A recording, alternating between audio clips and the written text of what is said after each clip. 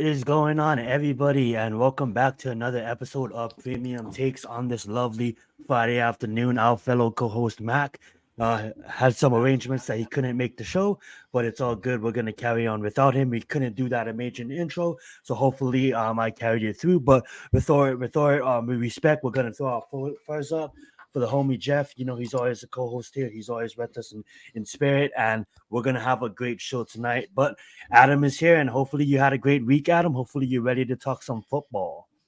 Hey man, thanks again. I am always ready to talk football. Got a lot to get off my chest for this team that is our team because they've been in the news a lot, and not to mention just the overall NFL draft. And I'm excited that one of my states that I lived in, Yukon, is playing tomorrow at 5:00. Number 1 seed versus number 3 seed in the tournament. Nice.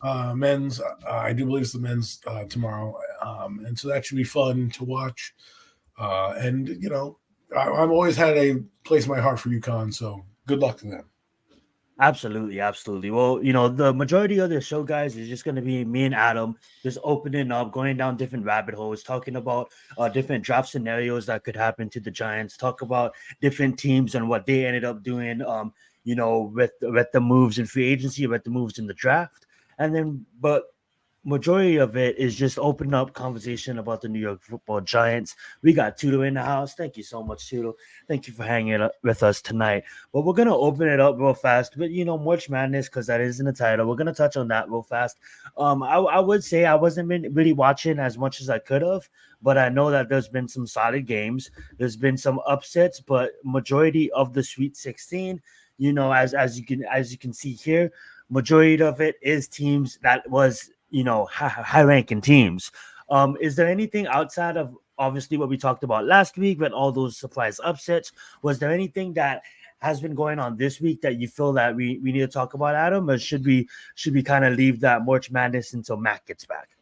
Well, it's not necessarily saying there's nothing going on. Basically, the big seeds have made it to. I think we're in the Elite 16 right now. Or not the Elite 16, the Sweet 16. Sweet 16, yeah. They like to call it. They call it the Elite 8 and then the Final 4. Let me not get my names mixed up. No Mets, what's going on, man? So, you know, like I said, UConn's playing tomorrow, so I'm looking forward to that game. That could be something that we see an upset by. You never know what happens. I mean, it's the 3 seed versus the 1 seed, Illinois, which is not an Illinois. You know, Illinois, they're number 3, right? So they are not going to be scared of playing the number 1 seed in the to get to advance to the Elite 8. You know, so I'm looking forward to it. Probably put it on the background a little bit as I got a lot of things going on tomorrow, so it might just be background noise.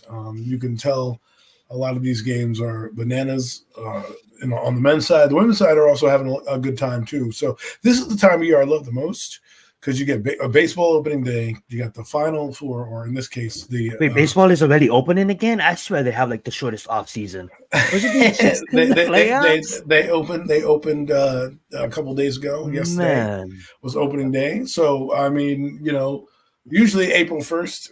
April 1st is technically a Monday, so they're trying to get a couple of these games in early. Opening day usually is a big thing, but we're talking about the NCAA tournament. But what I was saying is the NCAA tournament, baseball, NFL draft, NBA playoffs, NHL playoffs, all kind of converge on the same time. So once you're done with following your tournament and your brackets, you get right into baseball. Once you get through that first week of baseball, which is always exciting, then you have, you know, the NBA final season and the playoffs. Those playoffs will take you right into the NFL draft. The NFL draft will take you right into, you know, some the NBA finals and that type of thing. And then before you know it, there's a lull. And you only have baseball, which will rule the summertime until about August, when late July, August, when teams report to camp. So look at that. Clemson. See, this is what I'm talking about. Clemson, 25-11, 27-10 versus the Wildcats. Very even matchup. Don't always let the records fool you, especially with teams that you're getting right now that have finished in the top of their respective bracket. And I'm sure Arizona probably thought, hey, they had a good chance to beat them. And you never know. Clemson could be on a tear this year. Maybe they end up in the Elite 8 as it's going on. But we'll see, man. It's going to be a fun tournament. It really is. It really has been. As you can see, NC State and Marquette. Marquette's one of the main ones. This could be an upset in the making. We'll keep an eye on that for you as it goes on. There's about, I think it's 3 minutes left to go in the game, as you can see there in half number 2. So if anything happens, like such as, Marquette gets upset, we'll try to break it to you here live. Zion will have that on in the corner as well, just to kind of, because this is Marquette is a major school in the Final Four tournaments. They've been around a long time. And then I wanted to kind of point this one out too, because I'm always known in the Crimson Tide of being heavy in the football side of things, and I was always known North Carolina be heavy in the basketball side of things. So to see North Carolina go out, I mean, like, it was a close game. I obviously didn't watch it, but going off of the scoreboard, it looks like what Adam just said, evenly matched teams. Yes, 29-9, yes, 25-11. But as you could tell, what's your thoughts on Alabama showing up in the tournament and so forth? It's funny that you say that. It's because it's like when a certain unnamed quarterback got drafted from a certain school named Duke. Mm-hmm. You never think of Duke as a football school, right? UConn the same way. They're not known for their school. So Alabama is known for what? Their football program. So the fact that we see them in the tournament and having a good year and upsetting one of the powerhouses and main staples of the NCAA tournament. I mean, UNC has arguably, hey, Mac, how you doing? Throw the Appreciate you setting it up. I totally slipped my mind that you wasn't going to make the stream, but Mac still set everything up for us. So respect to Mac, and hopefully you're having a good one. Let's go, Mac. Mac, man, hope you're doing well, whatever you're doing. But UNC has a little place in my heart, not because our future quarterback's coming from there. No, it's because and the best linebacker of all time came out of there. But not to mention the best basketball player of all time, and MJ has come out in UNC, and they've been in every tournament. They had Marvin Gaye Williams when I was coming up. And he was one of the big stars they had back in the day when I think they won in 2005. I think they won the tournament, the whole time, the thing. So they're a powerhouse. So to get bounced right now, I'm pretty sure the prognosticators did not think that would happen. With UNC, especially after they trounced Notre Dame. They probably thought it would be a hard-fought game, but they didn't think it would be like this. Marquette is on the ropes, folks. Really on the ropes. We're not going to stay on this game because, as you know, basketball takes forever down the stretch. That is true. But down by 2 possessions with 2 minutes to go in the game, that's never over. That's just 2 buckets or 3 buckets, depending on how you look at it. So, I mean, it's exciting. Duke versus Houston, that's going to be interesting.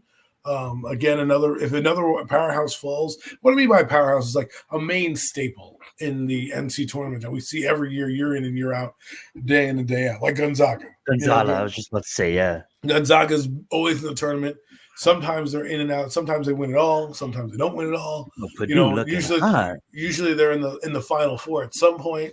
So the Gonzaga Bulldog, and they have a storied history, John Stockton came from there. A lot of big players come from Gonzaga. They're a well-known school. Again, the Boilermakers, to me, their basketball program, their program is pretty good because they do both basketball and football. I hear their names in both the NCAA and football. Football has fallen off for Purdue, not the same way as it normally been. The last big Boilermaker that came out was Drew Brees, that I can remember, at least the quarterback. I think Aiden O'Connell's from there as well, but it's just good to see some of these schools. And like I said, the tournament is what it is. We have a couple games coming on. Well, that game should be on right now. I don't know why it's not, unless it's playing West Coast time, which it might be. So because it says 6:39, but it's already 9. Yeah, it's 6:15, so Pacific time. Right. So I mean, it doesn't indicate that here. So that game will be going on in a few minutes. We'll see if we're still on by the show. Ooh, look. NC State, 1 minute 50 seconds to go. This game. Yeah, we will definitely keep an eye on this for you guys. But continue, Adam. You was going to say something? I don't think it's a wrap, but if it gets inside about a minute and they're down by about 8, it's over. It's going to be good night to lights. Thanks for having us. Thanks for having a good season. But that's all I have to say about that. Really, about the NCAA tournament. It's this would be an upset right here. This would be a pretty decent upset. Number 2 versus the number 11 seed, the NCAA State Wolfpack. Again, not prognosticators. If you were watching at the, any of the ESPN shows or CBS shows, I'm pretty sure they did not have NC State beating Marquette. Sometimes you go with what you go with. So that's basically all I got. Ouch. Brackets are busted, but that's what happens this time of year, baby. Yeah, it comes to show that there is no bracket that's still perfect. You know what I'm saying? So that shows a lot of different upsets that's been going around the whole tournament. Another topic that we'll get on the hand. I know we're a week out. Of course, Mac is a resident WWE fan here alongside Adam. But I'm just gonna ask Adam a couple of questions, and he's gonna talk about it for a little bit, and then we'll move on. We are gonna cover it. You know, it is WrestleMania season. I know we've been talking about it for we covered it quite some time last week, but I'm gonna ask you again, and I'm sorry if I'm being really repetitive. What is the match that you're out of all the matches, the match that you are most excited to see? Like, even though you might know the outcome of it, or you might think you know the outcome of it, what match is kind of keeping you up at night that you can't wait to watch next Saturday when it goes down on a double-decker weekend that is WrestleMania? And then on top of that question, please highlight anything that went on in the world of WWE. So for this. It's interesting that you say that, because the Bloodline storyline has been interesting. They really haven't teased many of the matches. It's 2 days of marquee matches, and you know them. I mean, you got like I said, the women's belt. Charlotte. One match I'm really looking forward to. I love Rhea Ripley. I want to see Rhea Ripley and Becky Lynch tear the house down. That's what I want to see them do. I'm not a huge female wrestling fan, but they've come a long way in their evolution of what it was, the bra and panties back in the mid 90s, all that stuff, to the actual women's division in getting respected in wrestling, right? And then that's for wrestlers. The Attitude Era was mostly bra and panty matches and getting naked on WWE stage, and then 2000s kind of ushered in the Trish Stratus and the Litas of the world, the Ruthless Aggression era, where Lita came out with the Hardy Boys and things like that. So, and then you had Trish Stratus, who was a multi-time champion, and those kind of ladies kind of did. You had Melina, and you had Mickey James as well, and they were wrestlers, and they were a little ahead of their time, but they weren't. Those were the few and far between, right? We did have women in wrestling. Don't get me wrong, Luna Vachon, Sunny, Miss Sherry. We had women who wrestled. They didn't always wrestle. The division wasn't the same. I mean, they did have women of wrestling, but that's a whole different entity and something we could talk about at another time. But these women have come a long way. And Rhea Ripley, I've followed her career, not like extensively, but she's always been one of my most intriguing ones that's come up. Ever since she joined Judgment Day, since Edge made that faction during the pandemic, I think, or 2021, somewhere around that time in between there. I couldn't get the dates off. She's done exactly what Edge wanted that faction to do. That was a meteoric rise to the top of the women's division. And people forget that she won the title early on, but lost it to Charlotte Flair really quickly as they put the belt on her. But she didn't really have a long title run. This title run is a Hall of Fame title run. It's one that, and again, I'm not a fan of people having the title too long because it kind of gets stagnant. But that's what the WWE is trying to do. They're trying to keep the top people at the top. But Rhea Ripley has earned it, deserved it. I liked Bianca Belair, but I'm loving what Rhea Ripley's done. She's about to go over with the crowd. What that means in the business is it doesn't matter if you're a heel. It doesn't matter if you're a babyface. They're going to love you either way, kind of like what Stone Cold did. Funny story about that is, like, I forget who was the heel. I don't know if it was, I think it was Hogan or one of these guys said that when they turned heel, that the people still cheered for him. Didn't even matter because they loved him so much. The Rock is the same way, right? Even though The Rock's a heel, they love him so much. So, long-winded answer, I'm looking for Becky Lynch to tear the house down with Rhea Ripley because I think it's going to be a passing the torch match. I don't think Rhea Ripley's going to lose the title to her right now. I think they're going to give her WrestleMania moment, and I think Rhea Ripley's going to lead there with the title.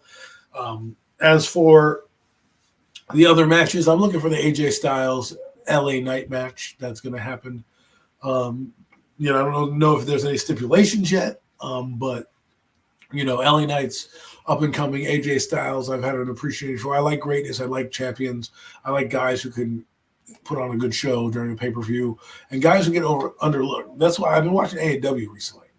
And AEW is not quite the production that WWE is, but what they do is they allow guys to win titles who are on the roster. Edge just won a title, their TNT title, whatever title they had on there. They have so many titles on that show. But the point is they allow their guys on the roster, no matter what their age, to compete and to actually be in title matches if they can still go. And for me, that's why I'm like, WWE, you're squashing all this talent, right? So that's what I'm looking forward to. And of course, I'm looking forward to Cody Rhodes finishing the story. I know people are saying, well, they're not going to let him finish the story. I'm like, to me, if the WWE does that, then you wait. I don't want to wait till SummerSlam to see him win the title, right? Give him his moment. He's 3 years removed from being here. Okay, the first year he came in, he tore his bicep muscle, couldn't quite win, right? And then he had to technically win the Royal Rumble to get there. Then he loses in a way that been losing all the time by the bloodline, right? So now you're going to tell me, and I don't think they're going to win per se on Saturday night.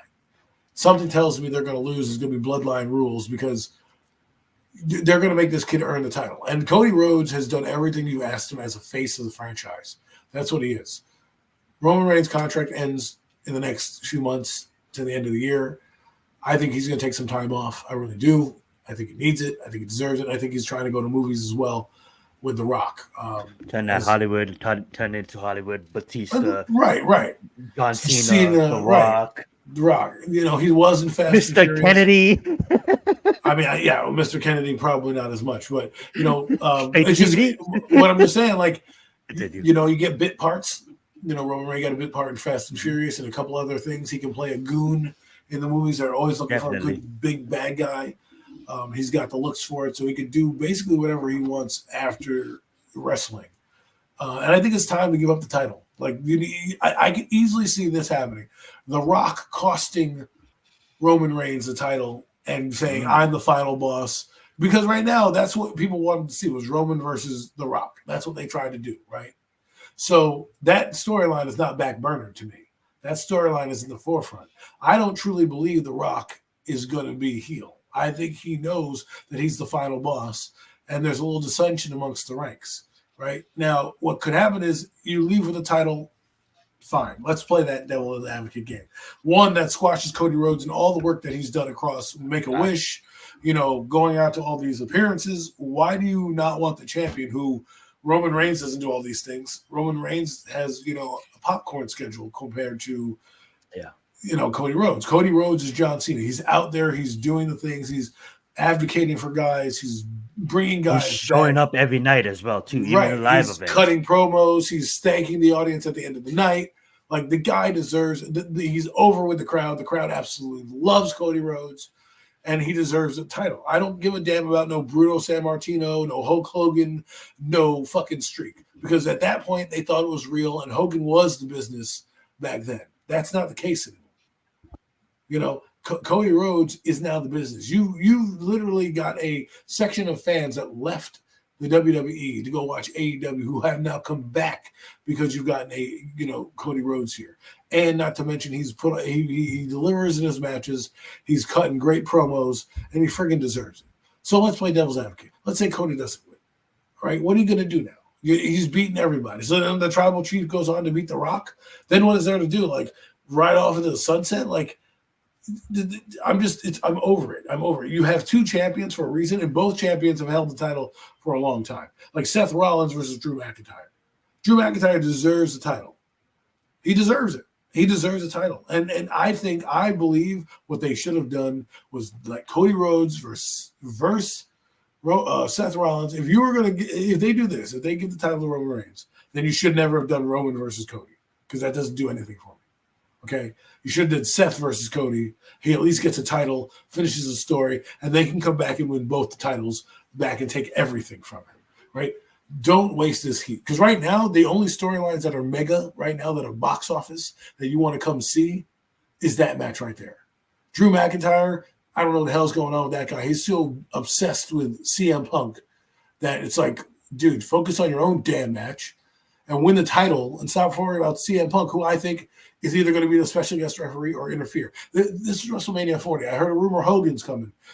This is going to be one of the best WrestleManias, I hope, in a long time. And I know it's been a long-winded answer to answer your question, but I'm just excited to look at most of these matches. I'm sure we're going to get more information as we go. 2 days of content of 4 hours or so to fill is a lot, and they only have about 10 matches that you can name, and that could fill 1 day, right? That's not going to be a lot. So I'm sure you'll see a lot more. You'll probably get a guest host at some point. It should be fun.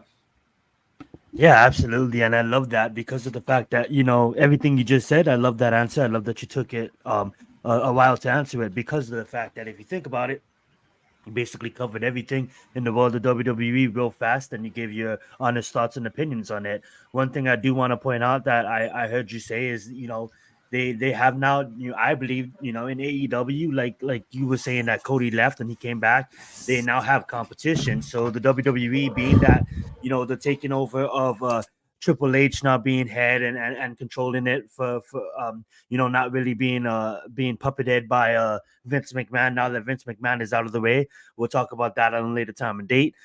Being that Triple H is now running the company, he obviously knows that there is competition on the other side with AEW, and if somewhat doesn't change he's going to lose a lot of fans. WWE will always have their fans, but then again, they always ate the little fish and always devoured the competition. But AEW has a full steam ahead, and they're backed by billionaires. So that being said, as we're gonna move on, I do want to give a fast update real fast. I believe that Marquise did lose this. The Golden Eagles to the NC Wolfpack. The final was 67-58. Woo, so if anybody was wondering, absolutely, they won by about 9.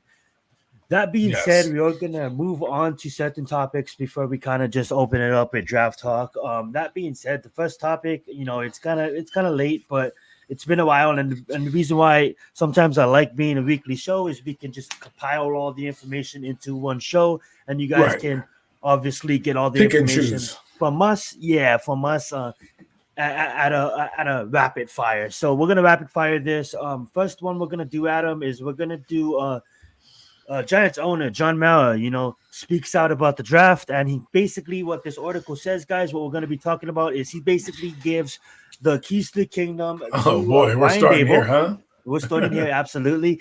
And he's basically saying you guys can go, and if you guys feel that there's a quarterback you guys love, you guys can go take them. If you feel that there's a tight end that you love or a receiver that you love, it's basically saying the kingdom is yours. I'm going to step to the side because clearly what I've been doing over the couple of years of almost being a Jerry Jones type of figure hasn't really been affecting this team the way he wants it to go. I know we give him a lot of hate sometimes because we're so passionate as Giants fans, but he's the number one Giant fan. This is his family-owned team, and if anybody's mad at the way things is going, it's John Mara.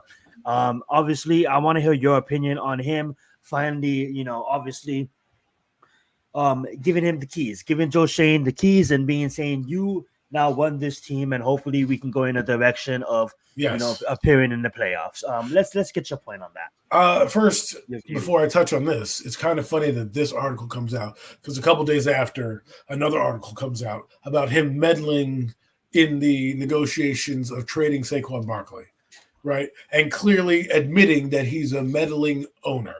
Okay, so the fact that we had the article of him being a meddler, right, and basically kiboshing the trade for Saquon Barkley with his quote saying, "I hope you can sign him for the rest of the year," was something that was alarming to me, which meant that Joe Shane was hamstrung in doing certain things. You're not letting your GM cook, as the kids say these days. You're not letting them,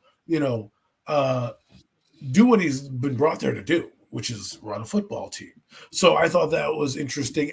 But before that article came out, the article that you mentioned, Giants owner give you the green light to go get a quarterback. So let me touch on that, and then I'm going to give you my thoughts in general about what I think is happening right now. So John Mara gives you the okay to go get a quarterback, right? Support to draft your high pick a quarterback. We all know the Giants have a problem at quarterback. And here's where this is going to get tricky for a lot of people, a lot of stickiness right now. I'm going to dive in analytically. That word's been thrown around there this is how I look at it, right? First off, it tells you after that article came out that he's trying to save face. He's basically trying to tell you, look, I'm letting you do this. It's your ship now. And usually you don't want that to happen, but it's happening in year 3. So that's telling me that John Mara is giving you free reign, but he's also watching over you saying, if you fail, your ass is out of here, right? Because now I'm letting you do, we did it my way, it didn't work. You acquiesced to my demands, you signed my quarterback, you kept my running back, and my running back did not want to sign back with us. After all that, boom, I gave you a mandate to fix the offensive line before you could go get your quarterback. You fixed the offensive line. You haven't, quote unquote, fixed it, but you've added valuable resources into that position. Key pieces. Right? You spent heavily in free agency. They brought in 4 or 5 offensive linemen. Okay, 4 or 5 offensive linemen that they signed free agent wise. Okay, so now he's giving you the green light to go get your quarterback. So now, hear me out, folks, because I'm going down this rabbit hole right now because I just heard some stuff that Albert Breer said that when they were going to scout Michael Penix Jr., that the Giants were really heavily on a receiver. Let me tell you something about this right now. Okay, if the Giants, who by the way, verbatim, John Mara said the front office has told me this is the best quarterback draft class we've seen, and you've convinced him to go get a quarterback, and you don't get a quarterback, how in the world are you going to convince him to get another quarterback next year? Like, people want to tell me, like, oh, let's draft a receiver at 6. Okay, great. You draft a receiver at 6. Let's say it's Daniel Jones or Drew Lock. I'm voting for Drew Lock because I don't ever want to see number 8 under center again. But hypothetically speaking, because there's some DJ lovers out there, we'll throw the golden boy out there for those DJ idiots out there who love this kid, right? Let's say he's DJ and he continues to be DJ and is skittish and throws, short and doesn't hit this guy downfield, right? And we go 6-10 or 6-11. 5-10, 5-12, 6-11. I don't know the records anymore, right?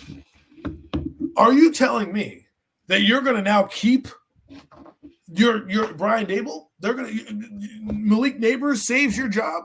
No, you're out the door. And guess what? So is Daniel Jones. Because we had a guy in the space come on. His name was Ben Albright. He came to one of the spaces we were talking about. He's a reporter. And he was talking about the Giants and how they wanted a receiver. And he said, oh, trust us, trust the Giants, because he's like, his inside sources are whatever they are. This guy was, says he has somebody in the building that the Giants drafted a receiver. And he said, they have a plan with Drew Lock and Daniel Jones. Just wait. First off, Drew Lock is not that great. Okay? He's not. I don't care what anybody says. I like Drew Lock. I like his intangibles. But let's be honest. We got a guy who's started 1 year in the NFL. Okay, and it was an average year at best, and then he got beat out by Teddy fucking Bridgewater. Okay, and then he went to Seattle as a starter in a trade and got beat out by Geno fucking Smith. Okay, so and then you tell me that this guy's supposed to come here and not be a starter when he's going to take all the reps at day one. So that's number one, right? So if we play out the scenario of them drafting a receiver, and it doesn't work out, you're all fired. And I'm telling Joe Shane to hit the bricks too, because you convinced me that this is the best quarterback class, and now you're going to punt on the quarterback, get a receiver, and then wait to get a quarterback next year and hope that that's going to work? Like, did that sound logic to you? Do you think that Drew Lock and Daniel Jones and Tommy DeVito are great starting quarterbacks? No. So to me, I don't think the Giants are going to have a great season next year. They play a very tough schedule, and they have a lot of weaknesses, one being the quarterback position. Right? A guy that's often injured, that has an injury clause, that is shaky, that is all that. So you're going to put your careers on the line for this guy to take a wide receiver because you want some more juice in the offense. Then what was the point of drafting the Biletnikoff winner last year? I mean, they put 2 draft picks, a second and third round pick, into receivers the last 2 drafts. Now you want them to put a first round pick, but then have no picks go to the quarterback position in the last 5 years? We haven't drafted a quarterback since we drafted fucking Daniel Jones. So what is the point of going to do that, right? And everyone's like, well, now they're going to take a receiver. They're doing all this work to scare people off. You're telling me that they brought Tim McConnell,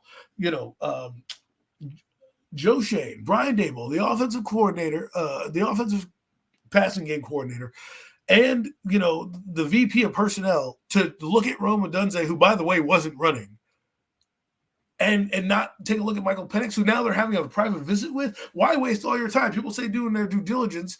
You don't need to do your due diligence on a receiver. Marvin Harrison Jr. didn't even run in his combine. Okay, he didn't do shit.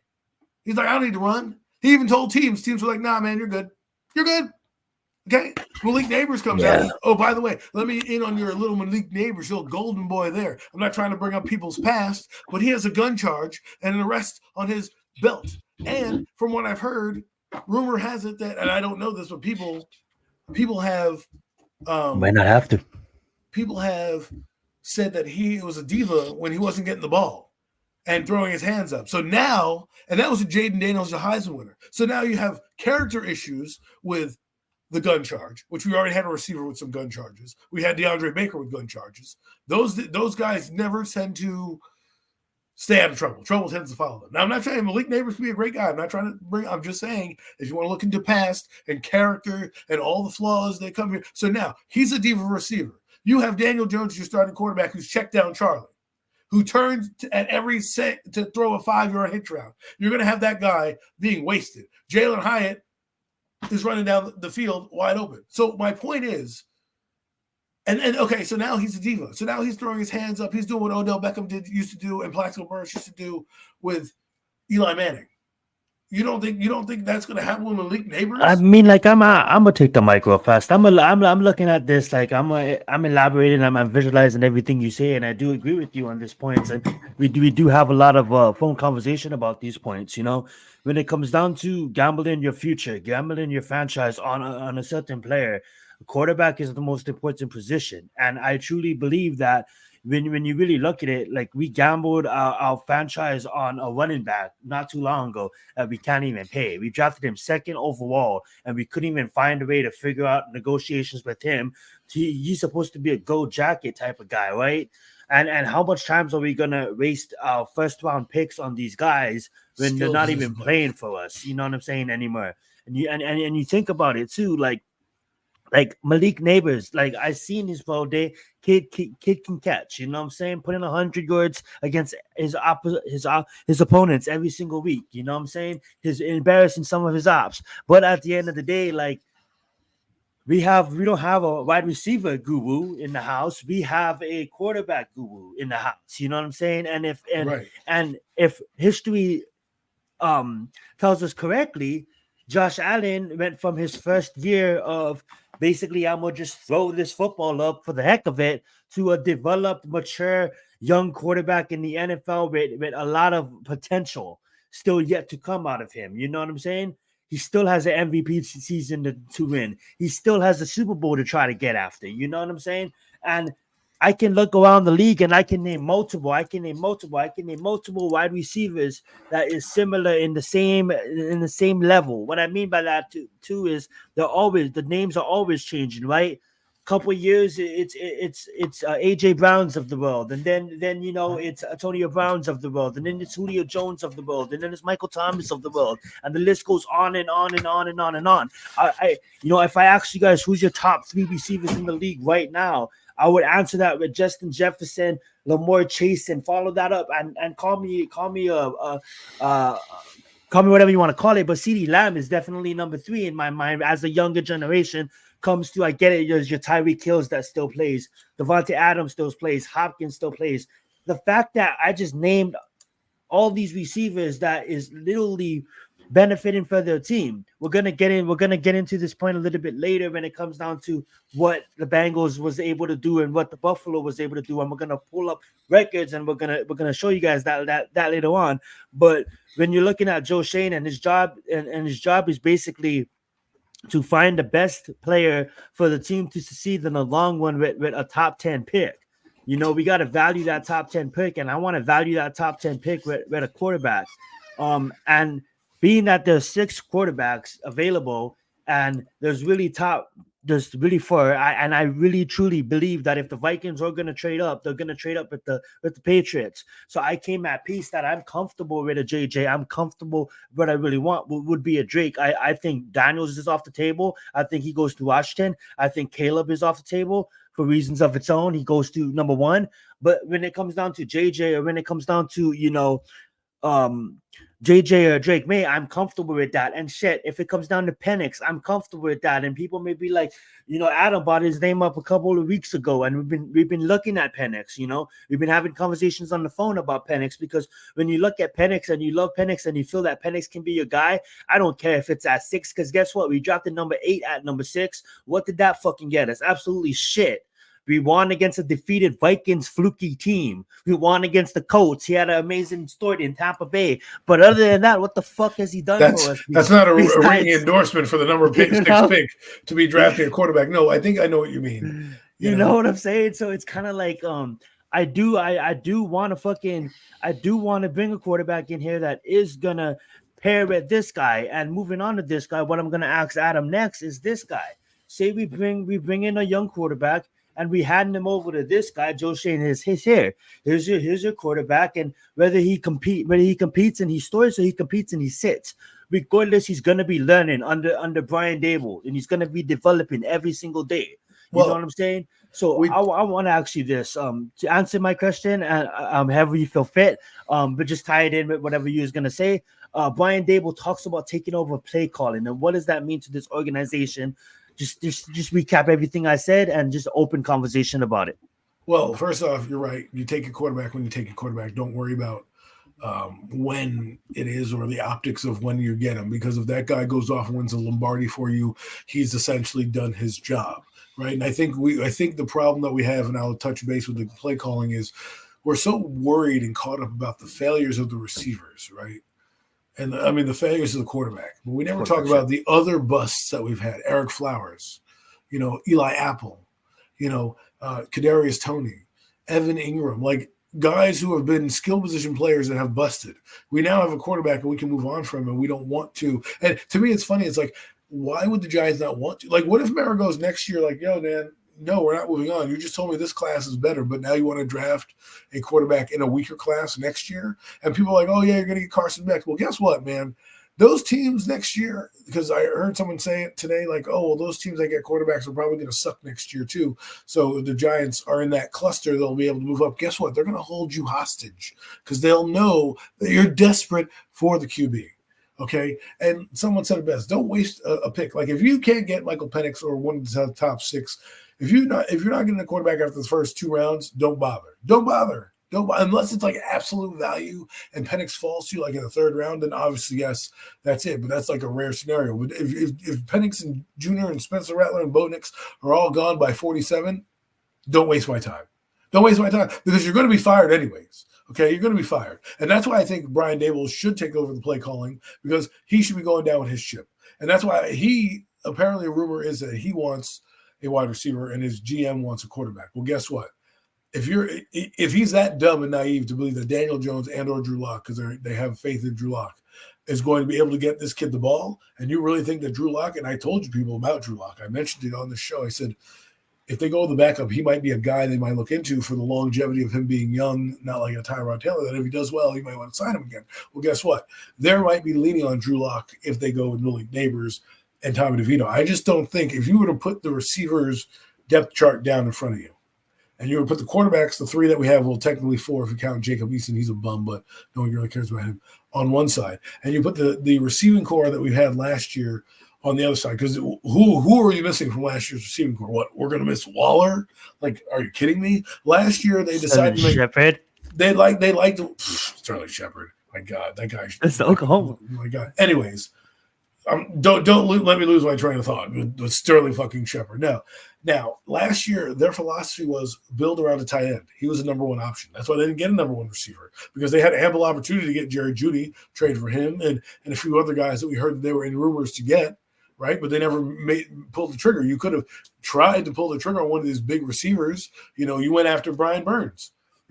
So now, and let me ask you this: you don't think receivers are going to come out next year? They come out in droves. They come out in fucking droves. Okay, and if you had picked George Pickens instead of Wan'Dale Robinson, maybe you wouldn't be in this predicament right now. You'd have your number 1 and your number 2 in Jalen Hyatt, and now you could be really focusing on the QB position. But I think Brian Dable is going to call plays because of that. And if I were him, I'm begging Joe Shane to get me a quarterback, because if the only way I'm saving my job is calling plays, we're calling plays for a young signal caller, not Drew Lock.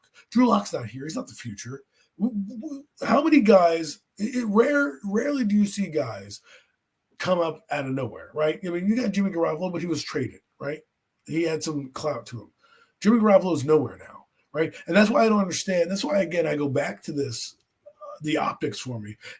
Last year, with Brian Daboll and Mike Kafka calling plays, right, they were able to get guys open. It wasn't like Jalen Hyatt wasn't open. It wasn't like Darius Slayton was not open. When a quarterback was able to move the team downfield, they made those plays and were explosive. Okay? That's a fact. That's not a fucking joke. Go look at it. Go watch the tape. And that was Tyron Taylor and Tommy DeVito throwing the football. And those guys are not really long for the team. And if you can get talents like that to make those plays, why wouldn't you want a good talent here? So if Brian Daboll calls plays, I guarantee you he's gonna have trouble calling plays with the three quarterbacks on his roster. That's just case in point. Drew Lock, however, allows you to go downfield more because he's a little more gutsier. He'll take the chances to go downfield. That's why I think he'll be the starter if they keep those three idiots on as their quarterback. But what it does is, and this is why I want them to draft another quarterback again, Mike Kafka's here. And Mike Kafka, while he is the offensive coordinator, won't have to be as involved as the assistant head coach because you have a passing game coordinator. So these two guys, if Brian Daboll's calling plays and taking ownership of it, this allows Kafka to go over the plays with the young quarterback on the sideline, with the new guy that you're talking to. He doesn't have to be involved in worrying about the personnel coming in, personnel going out, right? He can focus on that while maybe during the week he does the assistant head coaching duties, as in he runs the team meetings and things like that, while Brian Daboll figures out personnel and works through some of the other stresses of being a head coach. Kafka can prepare the team, because I think this promotion, a lot of people are talking about the promotion as a bad thing. I'm looking at it as they're trying to say, man, we fucked up. We're going to give you a promotion, and hopefully the assistant head coaching title will help you get a job down the road because you're an assistant head coach. Now, does that mean he's sitting around collecting a paycheck? I hope not. If I were Brian Daboll, I'd off some of those duties that are leaving me the stressfulness and yelling at teams. I'm taking some of that duty off my plate so I can maybe relax a little bit more, focus on other things, focus on the offensive game plan and the personnel, and then he can focus on the team meetings, getting things ready and all that stuff, and really being the pseudo head coach, right? Because if Brian Daboll does fail, guess what? He gets fired midseason. Guess who's going to be the coach? Mike Kafka. So I think it's a good dynamic right now that you have. And then you have Shea Tierney, who's promoted. I think Brian Daboll should call the plays. I think he has to call the plays. Andy Reid has called plays and been a coach. We don't complain, right? This guy started. Yeah, like he said, there's over 20 coaches in the league when he was doing his research that calls plays. And I'll let you finish here, but also, he started out, the reason why he got this job was because of his play calling, And his offense. I think what he needs to do is take ownership of the offense, right? Make it say, okay, this is my offense. I'm going to call the plays. I'm going to know the down and distances, right? And then if the guy screwed, let's say, case in point, Tyron Taylor, he's at the 1 yard line of Buffalo, throws a damn 5 yard over a loft pass over the thing when he should have probably ran the football or whatever the case may be, right? And he's yelling at Tyrod Taylor. Well, guess what? That's on you and your offensive coordinator. You're listening to the play calling go in. The play is not executed to the way you do it, and you yell at the quarterback when technically it's on you for letting that play go in. Now, if you take onus of the play callers, and you don't, he's trying to keep it close to the vest, like, like, dude, just call the plays. No one's caring. No one gives a shit if you or Kafka's calling plays. No one's sleeping up at night saying, oh, well, I guess Brian Daboll's calling plays today. I'm going to, because they don't give a damn. They're guarding against your scheme and your players. They're not worried about you. Nobody worries about Sean McVay. They understand what Sean McVay is going to bring to the table. But are they like, oh my God, Sean McVay is calling plays. Whatever will I do? No, just do it. You know why? Because those guys have taken ownership of it. If it's a failure, it's because I made the bad call, right? And you got guys like Pete Carroll who do it differently, who let their players do it, their coordinators do it. And because you fucked up so badly with undercutting Kafka and making him look bad and not letting him get the play calling duties, because technically, if he was the play caller last year, he technically should be fired. And again, another reason why I think you're on the hot seat, you need to draft a quarterback, because if you go there and you call plays and you fail, like if he fail, he's got to fail on his own accord. Like this is, to me, this is put up or shut up for Brian Daboll. I don't get him as quarterback now. Give him a year where we know that he's going to be here, because I don't know what's going to happen in 2025, and get me a quarterback and see that he can develop that kid. Because if you go out and you're really sitting there, Brian Daboll, and you're like, I'm going to go out with no neck Daniel Jones, Tommy, I had 15 minutes of fame, DeVito, and Drew Lock as your quarterbacks, that's probably the worst quarterback room in the NFL. And that's what you're going to do? That's why it's kind of like, it's kind of like it is pretty tough. You know what I'm saying? I look at it like this too. I want him to call the plays because he came in here because of his play calling. And when I really think about it, and thinking about like the competition, right? A lot of people want Malik Neighbors because they seen him play in college, or maybe they watched his highlights or his tape and they seen him put all this electric stats out and everything like that. And don't get me wrong, the guy checks all the boxes when it comes to wide receivers. But what I'm scared of is, a few things. I get it, guys. He does check all the boxes, but at the end of the day, he's still a rookie. I get it. Giants fans had seen rookies come in and be superstars like Justin Jefferson, like Chase in recent years, not for the Giants, but for the Giants personally, we've seen the OBJ effect. I think a lot of the times looking at Malik Neighbors, even though he looks like a dynamic receiver and he can check all the boxes, at the end of the day, he's still going to go up against my physical cornerbacks and my physical competition in the NFL. The last time I checked, he did have Ryan Thomas helping him on the other side with and he had Jaden Daniels quarterback. A great quarterback with a great team. If you watch how much people will get drafted early from LSU, you can figure out the reasons. Case in point, Jalen Hyatt at Hendon Hooker is winning the Blitnikoff and being the best receiver in the entire college football. Comes here with no Nick Jones and Tyrod Taylor, and barely is the same guy. Exactly. And then when you think about it too, I look at it like this.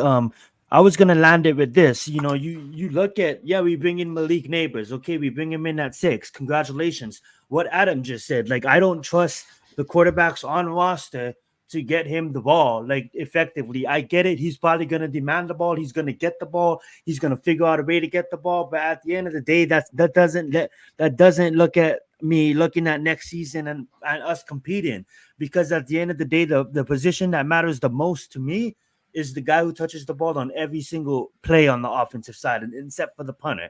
You know what I'm saying? And there is opportunities where it just aligned. If you look at this draft, I know we've been saying this over and over again, and I've been preaching this, but go really look how deep the wide receivers go. Go really look how deep some of the offensive line goes, because I feel like we're not done yet. We're going to get some offensive line in this draft. And then if you look at the quarterbacks, there's a significant fall off. So in all of that, and what I'm trying to make is there's not a guarantee who we take, guys. Everything is a gamble. But what I'm most scared of is exactly the guy who is basically the deer in headlights. He's dramatized by this offensive line and what we have given him and put in front of him for the last 6 years. He got a chance more than a lot of other quarterbacks would ever.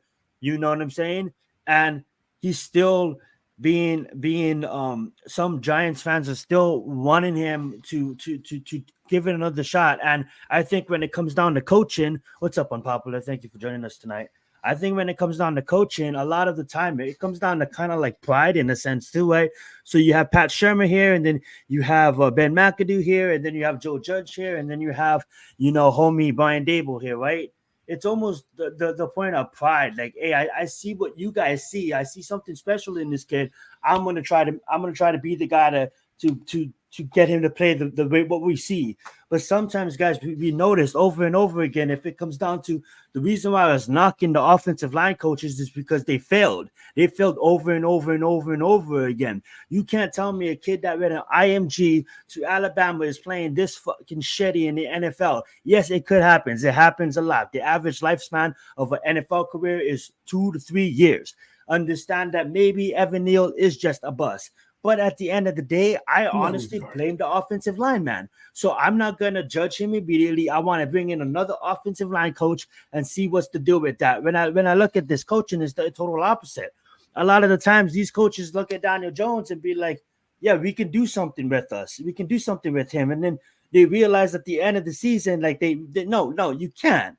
And then they try it again, and then it's almost like this coming up again. It's like, he's on contract. Let's just ride it out with him again. We're not competing next year with Daniel Jones under center. We're not competing next year with Drew Lock under center. And even if we, like I said, even if we went out there and grabbed the Brock Bowers, I mean, like it would be horrid to move the ball down the field with a quarterback that doesn't process as fast as we need him to process. And that's one thing that I want to talk about. These young quarterbacks, like a Drake May, like a JJ McCourtney. I seen them walk up to lines in college games because I've been a fan of as soon as they got paid off of the likeness deals, the image and likeness shit. I started watching college ball and I loved it. I used to love it, but I had to boycott it. I had to boycott it for recent years because they never got paid. And I watched a documentary that changed my look on it, and I boycotted the industry for a long time in my adult life. In recent years, in the last 3 years, I've been obsessed to it. I never played the game of football, but coming from Hawaii, Hawaii's big on high school football and it's big culture in football in the state of Hawaii. And obviously there's in Florida and California and Texas, football is huge as well. And I'll put Hawaii right up there. You know what I'm saying? And when you really think about it, like for the last 3 years, I've been not obsessing over college football, but I've been more excited to watch games on Saturdays than I am watching the Giants on Sundays because it's been a whole lot of depression. And when I watch these games on Saturdays and I'm seeing these quarterbacks like my team, I watched every single snap that Caleb Williams had at USC, and I watched a couple of his true freshman season at Oklahoma. To see this kid come up and be like, bam, bam, bam, bam, read the defense, know what they're doing, and people be like, what? He's not playing in the SEC, but guess what? The Pac-12 is no more. The Pac-12 is gone. It doesn't exist no more. But if you ask any college head outside of the SEC, the Pac-12 had the most teams in the top 25, and we was a heavy conference the last 2 years. So when you see a guy going to the line, reading defenses, that's top 25 teams, and reading multiple looks in less than a second. He's like, boom, boom, getting the ball here. That's not only Caleb Williams. That happened to Michael Penix. Michael Penix that played at Washington that had to do with the UCLAs of the world, the Utahs of the world, the Washington States of the world, the Oregons of the world. You had to do with that. You know what I'm saying? Well, we didn't have a defense, but the point being, all these fucking the top six, including Bo Nix, that's getting a lot of hate that played in the Pac-12. Look what Bo Nix was able to do to some of these top defenses. And if my point being, these motherfucking top six quarterbacks process way faster than Daniel Jones can at his 6-year NFL level. And when you really think about it, speaking of the all-and-powerful, I'm not trying to hate the kid. I hope the kid is going to go high. He's going to go to a top team. Hope the kid succeeds. But at the end of the day, bro, it's not like LSU, amazing offense outside of probably only maybe Ohio State. LSU was fucking on top of this offense. Go against really top-ranking schools. Like, go look at LSU's schedule and go look at all the cornerbacks getting drafted. Dude, there's Missouri, there's Alabama with Kool-Aid, and I'm forgetting the other guy's name, but it's not like he's going against cornerbacks that is dynamic, that's going to be top 10 cornerbacks taken. You know what I'm saying? So when I look at these receivers and I look at everything, I'm like, okay, they check all the boxes. They're going to be studs, but you know what else? A wide receiver in the second round could have a chance as well. Wide receivers in the third round could have a chance as well because this is so deep. This class is so deep. But I'm going to let Adam take over. I'm going to get some dry mouth. Need to get some water. Go right ahead, Adam. Listen, the Giants last time took a receiver this time, so I think I Hilliard.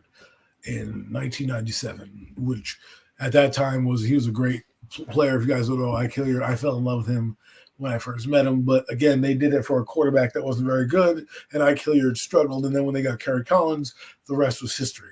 What I want to say about this thing is the Giants have no offense right now. Their best player is gone. Their next best player is possibly retiring. And now you bring in Malik Neighbors. Okay, let's say hypothetically speaking, Waller's gone. What are you doing on this Giants offense? Yeah, you have Malik Neighbors. That's one guy. You're already defending that one guy in Waller. So you're just taking your best cover corner and now putting him on Neighbors, and you're saying beat us with the other guys, right? And beat us with Daniel. And Daniel is a stare down Charlie. So now you give him a number one receiver. What do you think he's going to do more of? He's going to try to force the ball more to this playmaker, even if the guy is not fully open in the NFL. He's going to try to do what he needs to do, right? So I think – I'm not saying don't get a receiver in the top 10. If we had an established quarterback or somebody that we believed in going forward to compete for the job, not named Drew Lock. Now, like I said, I like Drew Lock. I'm going to be rooting for Drew Lock because anything but Daniel Jones. Even I didn't even really like Tom DeVito either. So with Drew Lock, I'm not saying he's the savior. I'm just going to root for the kid because he's not the other two schmucks, right? So we bring in this guy, and so what are we talking about now? We have basically one major offensive weapon and quarterbacks that really can't get him the football. I mean, we talk about, you look at Drew Lock, he has inaccuracies and bad footwork, and we hope that he comes in and has the potential to be here. Now, if he had more success, he already had an impressive game against the Eagles. That was an impressive throw, and he has a swagger about him and some aura about him, right? If, maybe this could be a Baker Mayfield type situation where, hey, he comes in $5 million. Next thing you know, it turns into a $100 million contract. I don't know. That could be the case. That could be it. That could be their idea. Say, fuck it, we're going to roll with him just like the Buccaneers rolled with, Baker Mayfield. They could do that. And if it works out like the Buccaneers did, you'll look like a genius. And you'll probably punt on the thing. And then you have to ask yourself, is it going to be worth paying Drew Lock that much money, because he's going to command a little bit more money now, obviously, if he's done well, right? And he's thrown for 3,500 yards and a couple touchdowns. He's going to be like, wait, listen, and then, so what are you're in? So the predicament is for me is overall looking at the roster, I can live with my receiving core if I can get a second round guy. Like you bringing Xavier Leggett here, is our receiving core any worse than what it is with Neighbors here? Like, they both ran a 4.3. Like, what are we talking about here? They both had a solid pro day, but you might be able to get one later in the first round or later or in the second round. Ricky Parasol, he ran a 4.41. He's got some moves. Like, what are we doing here? Are we not going to be able to get guys? And the Giants have had history with guys later on. Hakeem Nicks, Amani Toomer, Victor Cruz, undrafted free agent, and Victor Cruz. I mean, Ike Hilliard was a good receiver for them. He was top 7, but never lived up to his potential due to neck injury.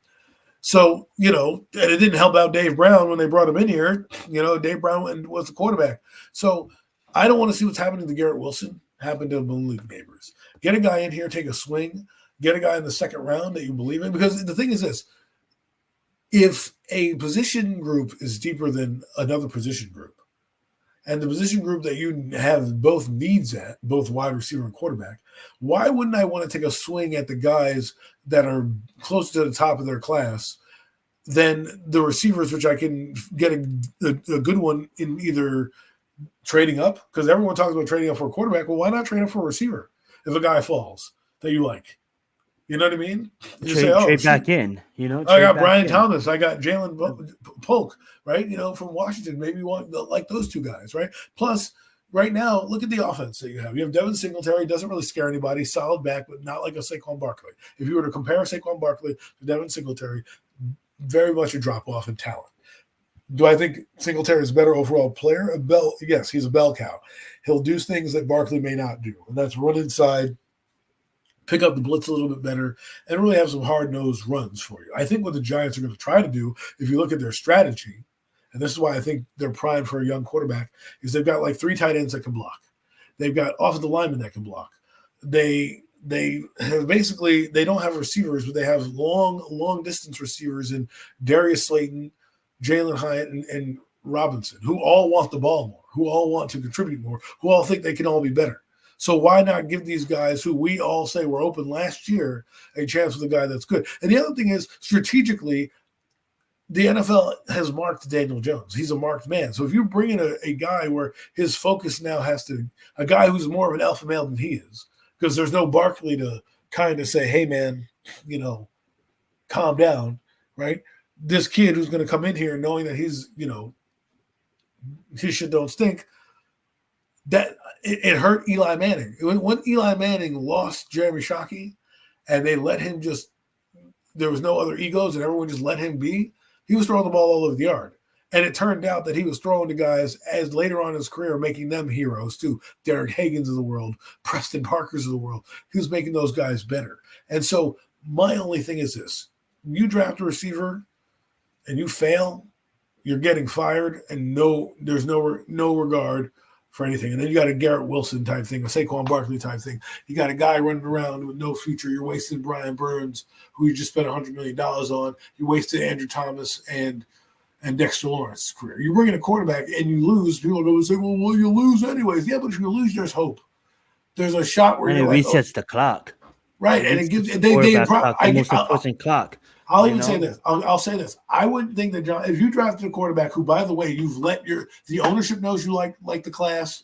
He's come out and said the class is the best, and you go off and draft a receiver, and then you try to say, well, we can get a quarterback next year. He's gonna look at you like you have 5 heads. Like, bro, I just let you put it this way too. To open this back up, Murray, it's like to dive into this rabbit hole, right? Being that this is just an open discussion about the Giants guys and our future in the draft, and just open discussion about the Giants for all the latecomers. Giants right now. Absolutely. I will say this though, you think about it, like the Giants has always proven to be competitors no matter what. Like we may look like we're gonna finish with the number 1 pick overall, and then we win a couple games, and then we don't. You know what I'm saying? Right. So what if next year we finish 18th, we finish 20th? And like what would these guys? So our offense is still struggling. You know what I'm saying? It's like, I get it. You may want a receiver may come in and produce for us. You know what I'm saying? Produce for us immediately, make Daniel Jones look a little bit better. I don't think he's ever gonna throw for 40 touchdowns in his career, but look a little bit better. And I think they're hoping that move the football. But at the end of the day, like, we have to. For me, I apologize. I banged and I didn't want him to get a contract. And as soon as he got a contract, I shut the fuck up. And I'm like, they know more than I do. I want to see what he can do. And then he went 2-6 in touchdown to interception ratio. And then he just basically not playing no more because he has an injury. And I'm like, I seen this fucking coming. You know what I'm saying? I seen this tail and Adam the long time seen it too. And then I started talking real again. At the end of the day, guys, you can't tell me one bit that Daniel Jones is a quarterback deservingly of a contract that he got next year. So when eventually we're gonna have to move away from him. We're gonna have to move away from him. Exactly. In the injury history, just in everything, right? So why take this time now to have someone in-house learning for a whole year underneath the Brian Dable system for the whole year? So then next year, we take the Bengals approach, we take the Buffalo approach, we go get this kid a stud. You know what I'm saying? Because guess what? Like Adam said, like I said, like it happens every single fucking year. Wide receivers are gonna have wide receivers. It's not like there's never ever gonna be a draft, bro, where you're looking at the wide receivers and there's only really 2 great wide receivers. It's always gonna be like a slow decline. Right. You look at some years, there's like 1 great quarterback and that's it. 2 great quarterbacks and that's it. No fucking quarterbacks and that's it.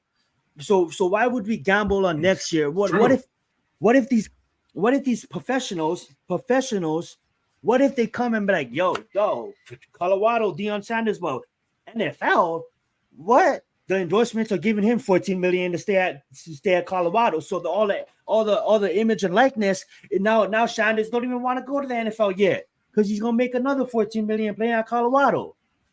Obviously that's not gonna happen, but some of these players will choose to go back to college because they're now professionals. Well, that does make a money. Difference. That does make a difference. Yes, exactly. So my point being, next year when you only have 2 that I can count right now, 2. There's Quinn Edwards and there's Deion Sanders that is looking like for sure first bounders. despite an injury, hopefully nothing comes to them. That being said, there's a fall off, guys. It goes like that. Look at last year. Last year was a great quarterback draft, right? We'll see what it plays out. But look at the year before that. Where's the court? You know what I'm saying? Point being is when there's special talent that we think is special, that we don't know if it's special because it's a gamble. I'd rather bet my job if I'm a GM on one of these talents that I feel that could save my job. Because next year, if we have Daniel Jones on the roster and then we win 8 games and Malik has 1,100 yards, that doesn't like we now we're searching for a quarterback of the future. I mean, like let me ask you this. I'm just confused. Like, so the Titans is a prime example of what happened, right? They had a quarterback in house in Ryan Tannehill. They got rid of DeAndre Hopkins. I think they might have had him there. They might not have. I don't even remember, right? I think they do have Hopkins. And so they had a quarterback they drafted in the second round. And guess what? They said, oh, we're going to give you another weapon in Calvin Ridley. So right now they have Calvin Ridley on the team, and I think they still have DeAndre Hopkins, if I'm not mistaken. Yeah, they have both. They have Treylon Burks that they also drafted, right? Yes, they do. Now they have guys in here, but they realized they had a quarterback, so they went out and they spent money in free agency and got him a stud. Why couldn't the Giants do that? Why couldn't the Giants, who have many holes, bring in the quarterback, let him learn the system, learn the ropes, a talented guy that Brian Dable can work with, a talented guy that John Mara can sign off on and say, listen, I'll give you 2 years. I'll give you this year, and then the end of, Adam, your opinions, next surgery, ACL surgery, right, hamstring, he's going to show up and win games with no wheels. So you like Daniel Jones? Is that what you're saying? No, I think he's saying Daniel Jones still has a lot to prove, and I'm thinking he's kind of just saying that he went through a lot of injuries. So maybe if they don't, like, this is just his opinion, right? He's saying like if they feel that they're gonna give him another chance, then he knows for his ass is on the line too. You know what I'm saying? I don't think he'll be here next year. Yeah, he knows that Drew Lock ain't that dude. He and we all know that. But Tudo is saying like Daniel Jones knows that this is the year that he better go out and ball or his ass is on the line. So Tudo's basically saying Daniel recognizes and Daniel sees what's going on in media. So if it's anything, it's like when your back is against a wall and we don't play video games, but if I'm fucking about to lose a search and destroy so game, you're saying I'm gonna try harder. No, he's just saying he's gonna try harder. He believes that Daniel Jones is gonna try harder because his back is against the wall and he knows that this is it. Like he knows we saw the best of Daniel Jones. Yeah, he gave me 3,200 yards and 15 touchdowns. Like, and his best player is gone in Saquon Barkley. Okay. The NFL knows he's a marked man. All right, they know him. He literally is a liability on the field when you play him because the defense knows how to mark him. This is what I'm telling you. You get Malik Neighbors out there, right? And let's say he starts. You're not, and you have a solid running game. It's not Saquon Barkley, but you're moving down the field. Do you think he's going to be that guy that's going to be more than a game manager? No, they're not going to ask him to do much. So. And he's not – no one strikes fear in him. They're going to try to take away your run game like they did with Saquon Barkley, and they're going to say, try to beat us with the pass. That's the strategy right now. There's nothing about Daniel Jones that the NFL doesn't know already. And so honestly, I do think that all Giants fans know that he's not the guy. I honestly do believe that, and I do think that this whole thing has been about setting up a team for him and then getting the quarterback. But the way some of us is looking at it, we'll look at it like I get it. We want to set up a team, and I'm not saying that this is answering Tudo or anything like that. I'm just saying in general. I'm just saying I think he understands that Daniel Jones is damaged goods, so he basically understands that he can't carry. I don't, but for me, that's a risk though. If I'm the Giants and he has an injury clause, I'm not putting you out on the field to risk that injury clause. No, that's also what I'm saying too. I think I kind of misread it too. I think he's basically saying that like he has no wheels left, like and Drew Lock is, so he's somewhat agreeing with you. You know what I'm saying? Right, but like, how is he going to show up and win games if he has no wheels left on the courses? You know what I'm saying? Yeah, and that's facts. Right. And what I'm saying, what I'm saying though is, look, you think about it like this, right? Saquon Barkley thought about the knee when he was injured, right? In the second season, he said, I didn't open up properly because, I was thinking about cutting on the knee. Daniel Jones has to run. He has to learn to slide. He gets beaten up. You remember? Oh, yes. That's what I see. Yeah. That's what I mean. That's why I'm saying you draft your quarterback because you have nobody on here that's worth a damn.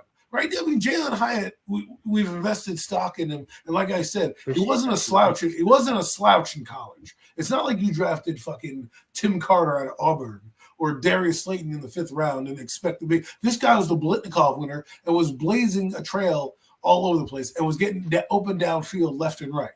Right? And then you brought in Wan'Dale Robinson, who you had a plan for, who you drafted in the 2nd round, which is a value. The same picks that everyone's complaining about, right, to get a quarterback are the same. Now you don't want to trust the guys that you got, right? So I'm telling Joe, they're still young and need to develop. I kind of look at these fast wide receivers, and I want you to go because I don't want to lose your thought.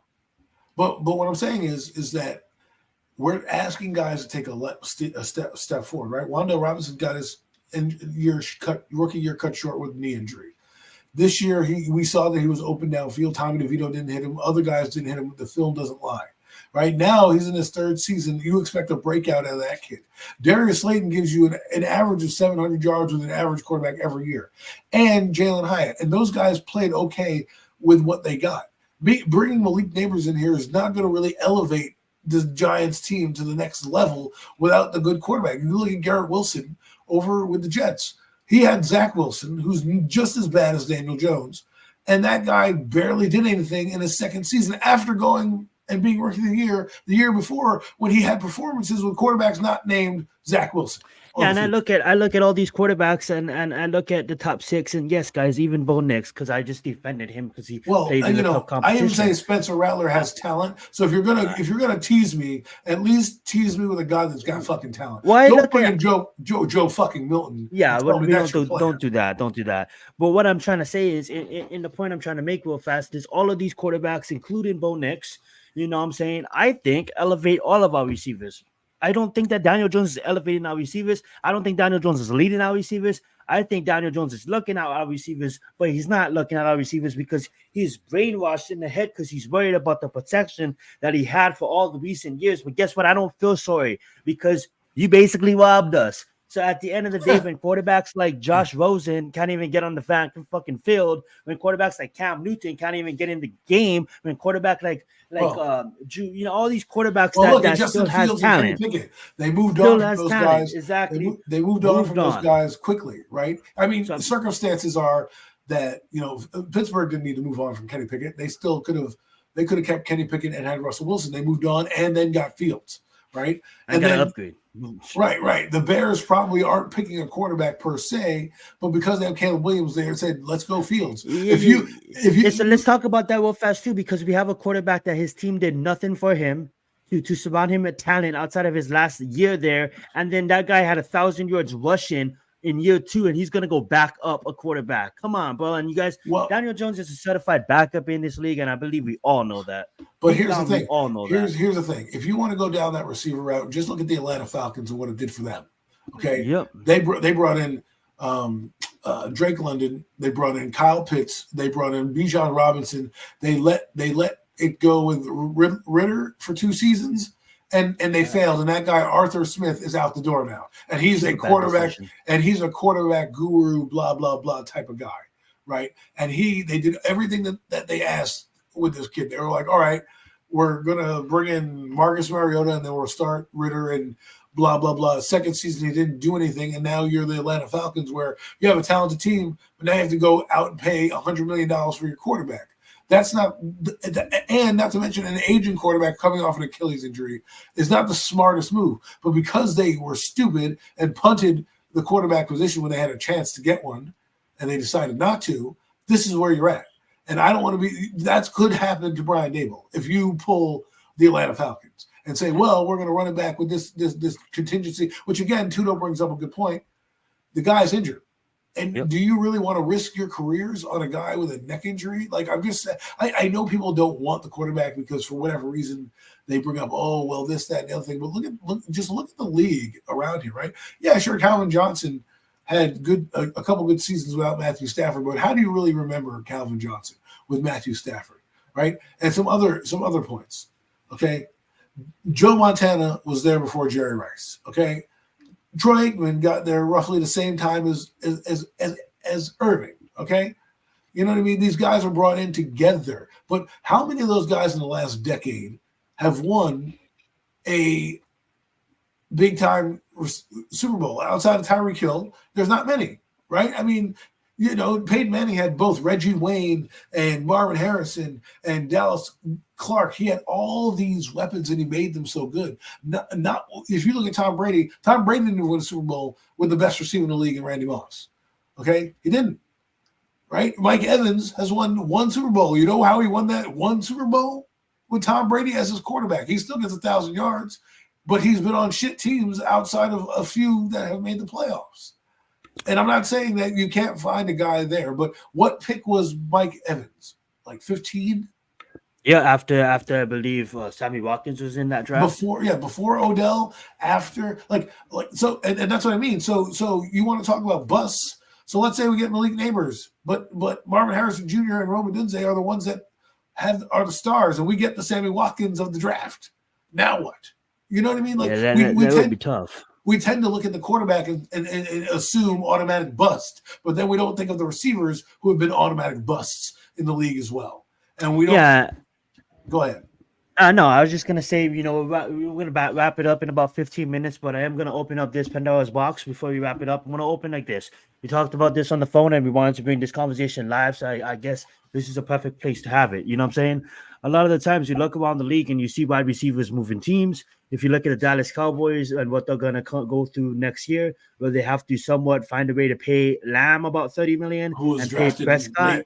Yeah, at the end of the day, I don't think they pay them both. I think Lamb ends up leaving, and maybe Prescott ends up leaving. Point I'm trying to get to, guys, is you look around the league and you always see wide receivers moving teams. Not always, but more likely than a big name wide receiver will move a team than a big name quarterback will move a team outside of injuries. We all know that Peyton Manning moved teams. You know, he was injured. Maybe you may pull out Tom Brady, but you know, when you're married for about 20 years doing the same thing, you want to try something different. You want to see like, oh, can I go win another city? And then of course, Bill Belichick wants to see if he could win without you. So that's something different.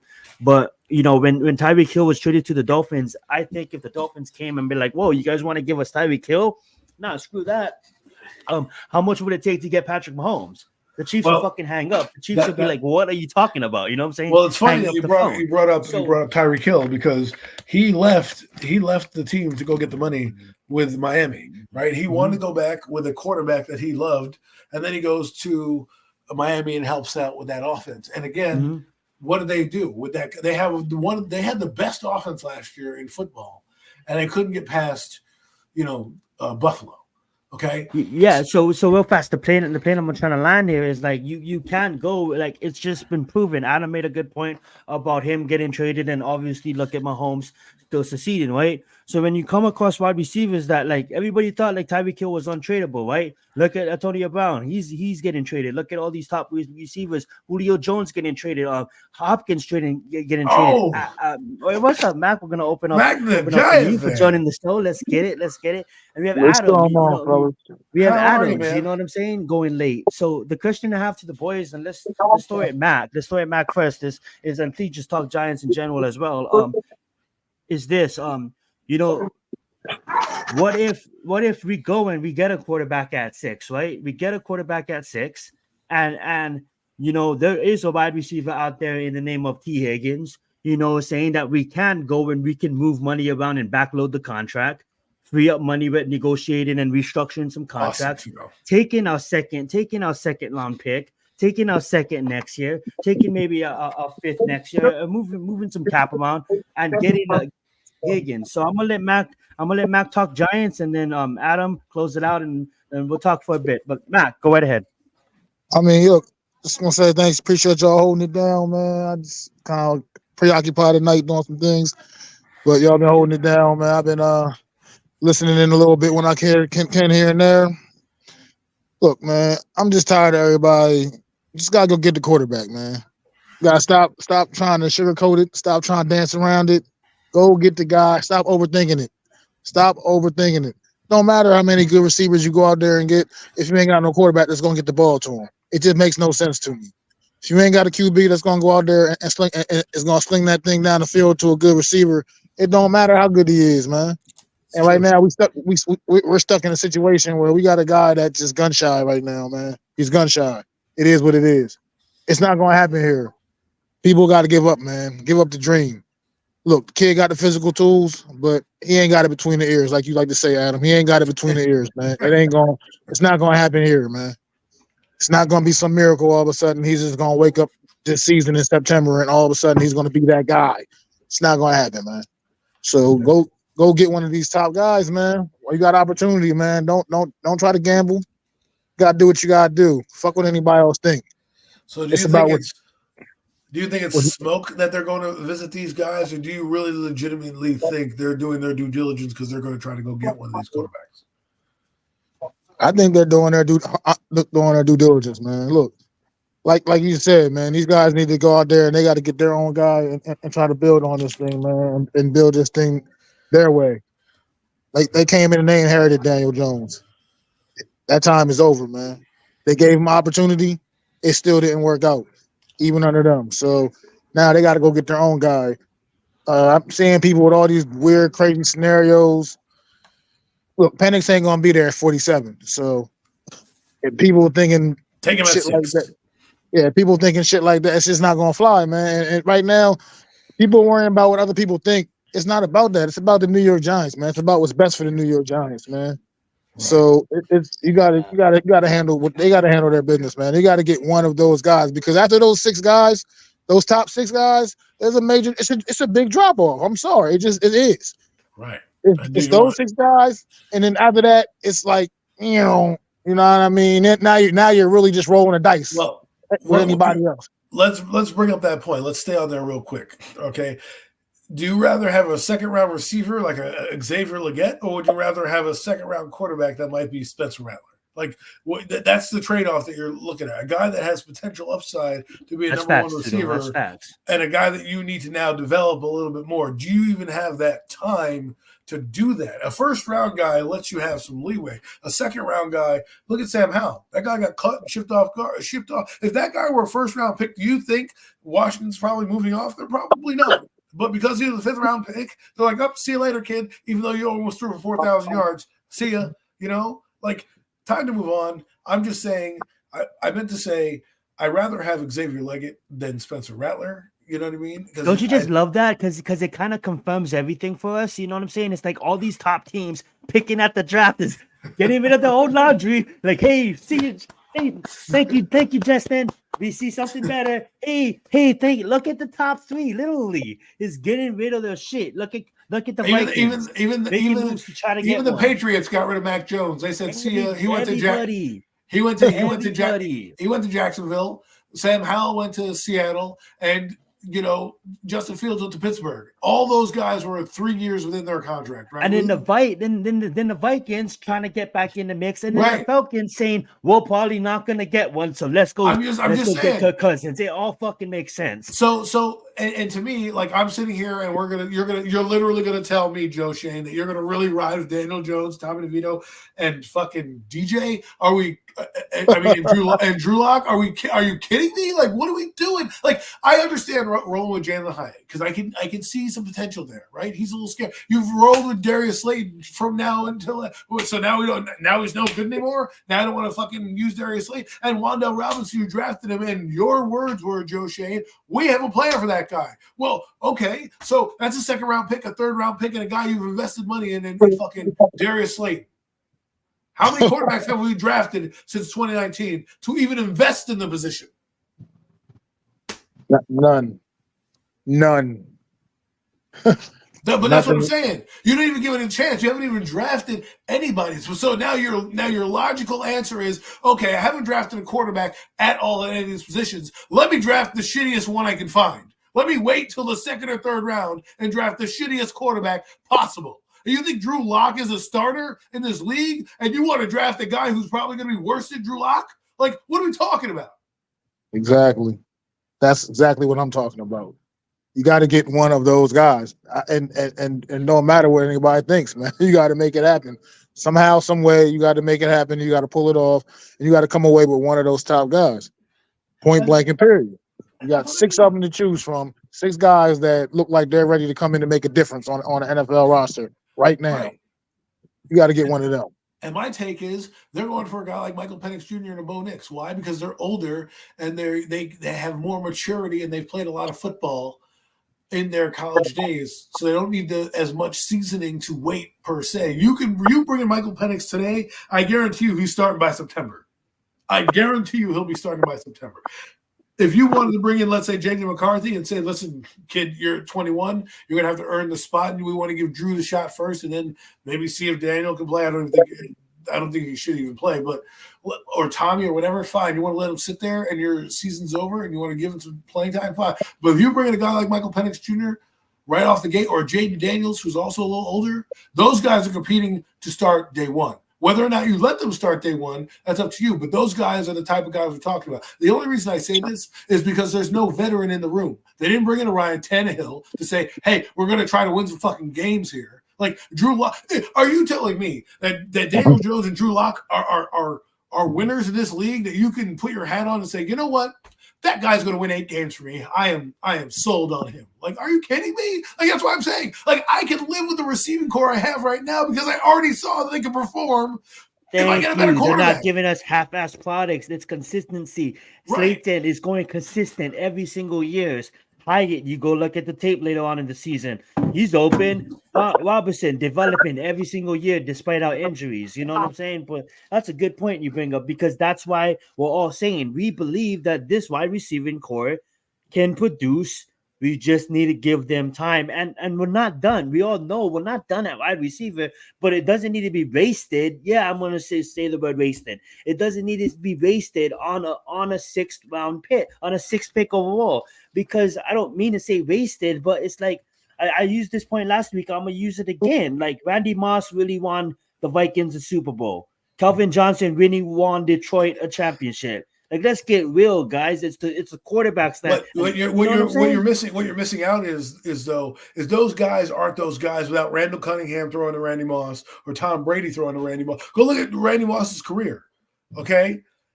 You look at Randy Moss's career. When he went to the Raiders, he almost died. Not literally, but his career almost died with the Raiders because he went there and it was quarterback hell. He had like Kerry Collins in the back 9 of his career.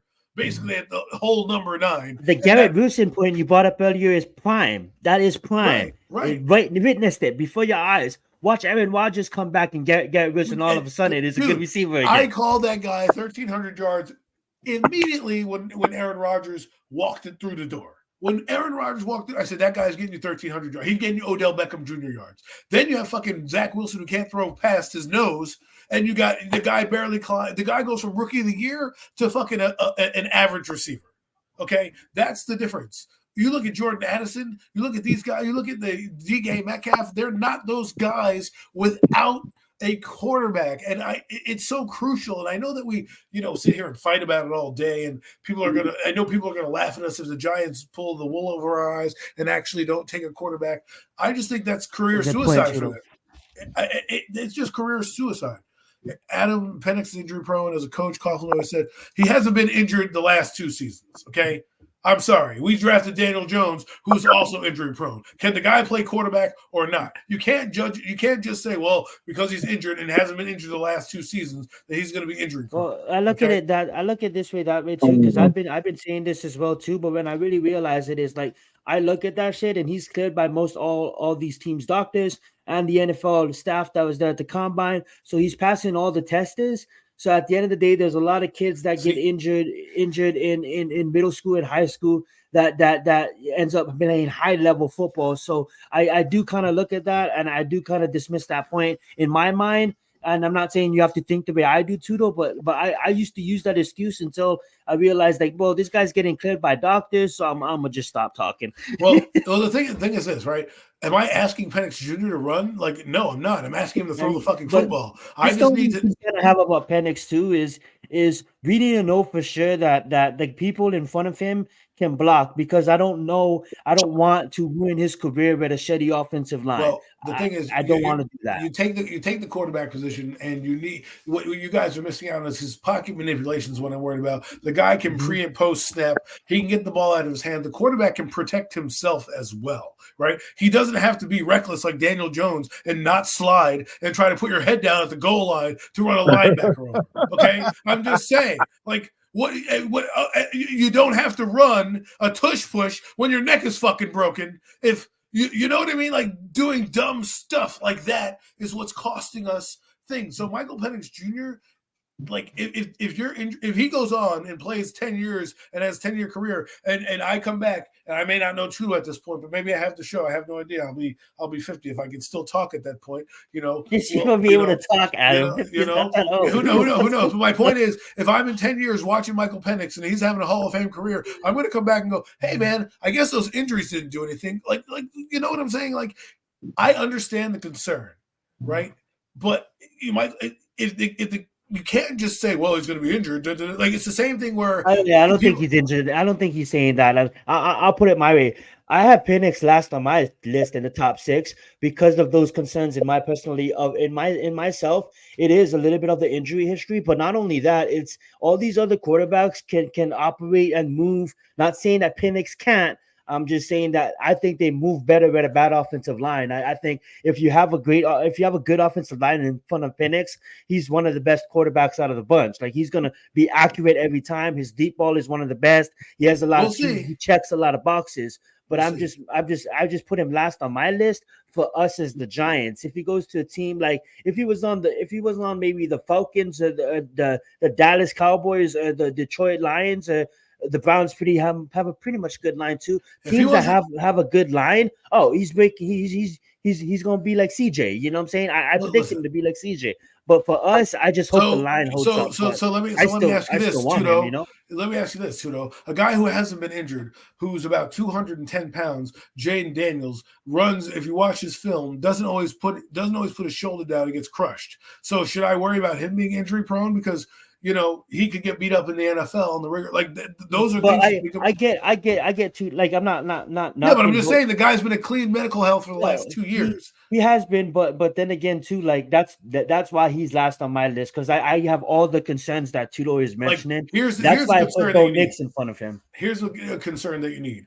The concern coming out right now is they're not even talking about the injuries in a lot of the circles. Yeah, and that's true. That's a good sign. They're talking about his being able to read the middle of the field and do the middle of the field where you make a living in the NFL. Now, if you want to tell me that's the reason you don't want to draft him in the first round because he doesn't have the acumen of the entire playbook because he's a home run threat, fine. But don't tell me about injuries when the guy hasn't been injured for 2 years. Okay, I get injury history.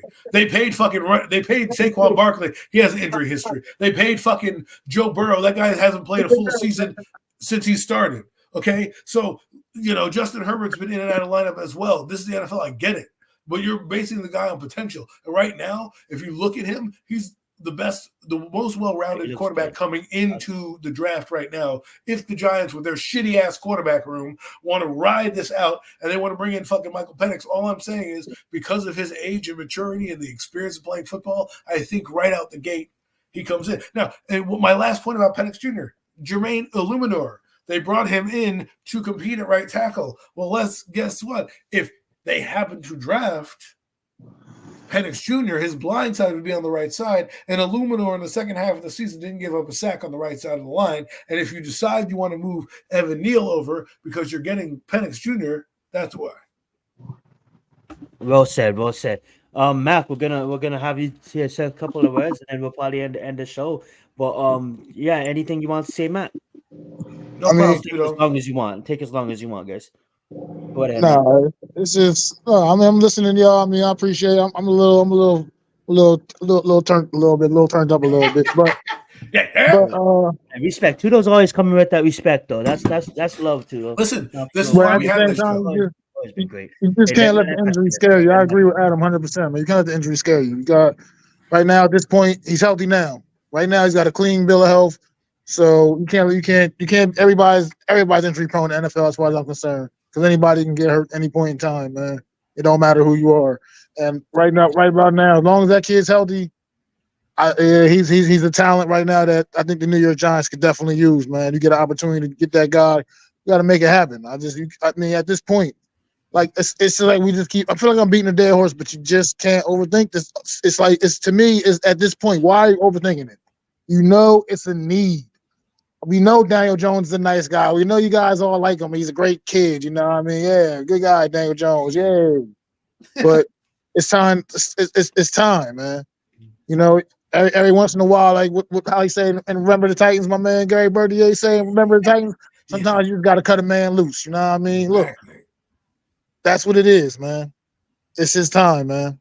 It's his time to go, man. And everybody, look, I actually got to get going. I'm sorry. I appreciate y'all holding it down, man. But I'll be back next week with my guys next Friday night, man. But y'all, great show, man. And I appreciate y'all, man. Thank you, Matt, for showing up and taking a few minutes out of your busy night to hang out with us non-social life having guys right now. But appreciate you, Matt. The best part, and this is what I'll say about this right now, okay? The quarterback position, when a guy has a clean bill of health, right? Saquon Barkley, for example, clean bill of health coming out of college, right? Fucking injured every year that he came in, right? So don't tell me that a guy is then guys who have been injury prone in college have come in and been fucking not. Damn, Tudo, that's what's up, man. Right? That's love. He's 341 where he's at. 345, yeah. Like, you know what I'm saying? Like, guys get beat up, guys get hurt all the time. It's how you overcome it. In the last 2 years, he hasn't been hurt. And so, to me, I can only take, like, for example, Jordan Travis broke his leg. If the Giants were to draft Jordan Travis, like Hendon Hooker. Well, you know what hurts me. Let's just end it with this. I guess what hurts me is when we win the Super Bowl and then we grab a Wilson and then he gets injured. You know what I'm saying? Because that guy had a lot of potential. Right. And the last thing I'll say is, like, you look at a guy like that comes into your organization. I get it. You have a guy on your roster who's injury prone right now. And I would understand. and I understand the apprehension to not, draft. But the Giants brought in injury prone Darren Waller. They brought in they have injury prone Daniel Jones. So I don't think injury prone Kenny Galladay. I don't think they're worried per se like we are about injuries, because they brought in so many guys who have been injured in his career. This guy has been healthy and sturdy, possibly one of the best prospects we have. I just say go get your quarterback, get your receiver in the second round. Don't worry about the optics. If you look around the league, the top 10 receivers in the league, only one of them was drafted in the top 10. Okay, that leads the league, and that's Amari Cooper. Everybody else was not a top 10 receiver or lower. The CeeDee Lamb was a first-round pick, but he was not a top 10 pick. Puka Nacua was rookie of the year, the fifth-round pick. Like, what are we talking about here? Like, this is what I mean. Are you guys in the World Cup? Is that what's happening July 20th? That's basically all I have to say is just get the quarter, because everyone's like, for all those people who say wait till next year, what does the Giants win 9 games like Zion said? What are you going to tell me then? What are you going to tell me then if Daniel Jones is giving you mediocre numbers? Oh, we got to run it back with Daniel Jones again. Oh, we got to do this. Oh, we got to do that. Like, take your swing. We're in what Giant fans have to know is we're in rebuild mode. Even in 2025, I'm not asking for a championship. However, I know in 2025, the cap goes up. I know in 2025, there's going to be a receiver at some point that I can go spend money on, like there was with Calvin Ridley and fucking Drake London. But you know what those guys are doing? You can always you got a Drake London in the second round. Okay? I think it was a second round pick, if I'm not mistaken. Let me just double check that for you. And while you check that out, I'm gonna say this too. I mean, like, that opens up a whole different conversation, because I mean, like, yeah, they may be lying in front of the camera. Maybe some of them may be trying to, but But he was top 10 pick. Sorry, top 10 pick. But if you look at it too, like say we get a JJ, we get a Penix, we get a Drake, we get one of these top quarterbacks. I meant Michael Pittman Jr. Sorry, Michael Pittman, yeah, absolutely stud. Getting paid from. But look at this. Look at Drake London. Look at Drake London. Okay, Drake London, top eight pick, right? Top eight pick. Listen to these numbers. He played 17 games in 2022, his rookie year. He had 866 yards, 12-yard average, and 4 touchdowns. Okay, Garrett Wilson was rookie of the year. Better numbers out the gate, and he was a top 10 pick. All right, his year number 2 with Desmond Ritter. 16 games started, 69 receptions, 905 yards, 2 touchdowns. Okay, that's a guy that's picked in the top 8 from USC. All I'm saying is this is the guy. This is what I'm talking about. You saw the quarterback situation in Atlanta. That's what they got in the top 10 pick of their quarterback. Right now, this guy with Kirk Cousins, you better get him on your fantasy team because he's about to blow the fuck up. I think you absolutely made a lot of good, solid points throughout the whole show, and I thank you for getting in deep because a lot of the times people come with their points. Like we talk on Twitter, you may talk to people on Twitter, and they don't really go as deep as you went on, and I love that about you. You know what I'm saying? That being said, too, we're gonna pray for your victims. It kind of opens up the whole other dimension of we get a Drake May, we get a I'm going to call you a Penix from Roadhouse. One of these quarterbacks. You know what I'm saying? It opens up, what if they do go and they have a pretty mediocre first year, bro? You know how much wide receivers that's going to be on the market, that's going to be coming in, that's going to be wanting to play with these young quarterbacks. I don't think these wide receivers are excited to play. Not to mention the merchandise. They're not. They've said it. They've been subtle hints about it. Look, these guys want to cook too. They want to get paid. They know that their stats matter. I just gave you Drake London, who's had no good quarterback, on his roster. Watch that guy blow up this year. Watch him explode. Quarterbacks matter. That's how we're going to end the show with quarterbacks fucking matter. Go get your quarterback so we can enjoy the damn games. Go get your quarterback. Thank you guys so much, everybody, for joining us tonight. Tudo, Nomads, everybody that was in the chat. Mac, I understand you have to deal with some stuff right now, but hey, appreciate you stopping in for the time that you had. We're always going to hold it down for you, man. Appreciate you for stopping by. Everybody, guys. Tudo, Nomads, you guys all been in the chat. That being said, I'm Adam Costas. I'm Zion Zenith. That's Adam Costas. A great thank you guys so much for real. That's love, bro. Putting up first up for Jeff. Automatic, you know what I'm saying? Always here debating us. It may not be in the flesh, but we know he's always looking down and watching over us. That being said, guys, we're gonna end the show on this note. You guys have a good one. Let's get it.